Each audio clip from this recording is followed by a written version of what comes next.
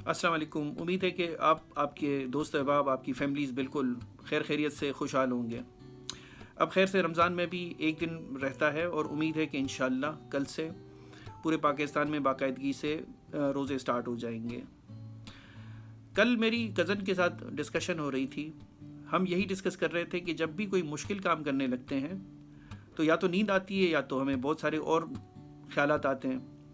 जैसे मिसाल के तौर पे अगर मैं बैठ जाऊं कि मुझे कोई नई लैंग्वेज सीखनी है, कोई भी लैंग्वेज ले लें, चाइनीज़ ले लें, जापानीज़ ले लें, स्पेनिश ले लें, या मुझे मैथ्स सीखना है जो कि मुझे लगता है कि काफ़ी मुश्किल है, तो मुझे या तो नींद आएगी, कंप्यूटर के सामने या किताब के सामने सो जाऊंगा, या मुझे ख्याल आएगा यार चलो चाय पीता हूँ, या मैंने अपनी अलमारी में कपड़े दुरुस्त करके नहीं रखे हैं, या मुझे दोस्त से मिलना है, या बहुत सारे ख्यालात आएंगे। अब होता यह है कि जिस चीज़ की आपके दिमाग को आदत नहीं होती, जब आप सीख रहे होते हैं तो उस वक्त आपका दिमाग डिस्ट्रैक्ट होता है, उसकी तवज्जो हट जाती है और वो जाती है आसान चीज़ों की तरफ जो करना आसान होती है।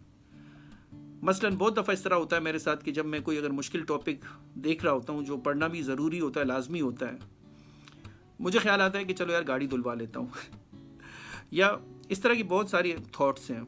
तो कहने का मकसद ये है कि इंसान फ़र्क है। ज़रूरी नहीं है कि सब इंसानों को नींद आती हो या उनका दिमाग डिस्ट्रैक्ट करता हो। बहुत दफ़ा ऐसा भी होता है कि जब आपका शदीद जुनूनी दिलचस्पी होती है ना सीखने में, तो उस वक्त फिर ये चीज़ें मैटर नहीं करती, फिर नींद वगैरह नहीं आती, दिमाग डिस्ट्रैक्ट नहीं होता। लेकिन उसको उस वक्त काबू करना होता है कि भाई मेरा ये मेन विजन है, मकसद है, मुझे ये चीज़ सीखनी है। अब ये जो ख्यालात हटा रहे हैं वो आपको अपने मकसद से हटा रहे हैं। सो जाएंगे या जाएंगे गाड़ी धुलवाने तो इससे आपका टाइम वेस्ट होगा। इसी तरह एक आखिरी बात मुझे याद आई कि जहाँ से बुकटी चीफ़ इंजीनियर हैं पीपीएल में, मेरे बड़े करीबी दोस्त हैं बचपन के, तो मुझसे डिस्कशन में पूछ रहे थे, पिछले गुजरे हुए संडे की बात है, मुझसे कह रहे थे कि फ़िलहां इंसान की नफ्सियात के बारे में तुम बता सकते हो। तो मैंने कहा नफ्सियात समझना इतना आसान काम नहीं है, ये बड़ा एक पेचीदा अमल है और कोई इंसान ये दावा नहीं कर सकता कि मैं किसी की नफ्सियात को मुकम्मल तरीके से समझता हूँ, क्योंकि नफ्सियात की जो मैनिफेस्टेशन है वो बिहेवियर्स में होती है, वो क्यूज़ में होती है। उसके लिए कोई लेबॉर्ट्री टेस्टिंग या कोई स्कैन्स हम ब्रेन के नहीं कराते।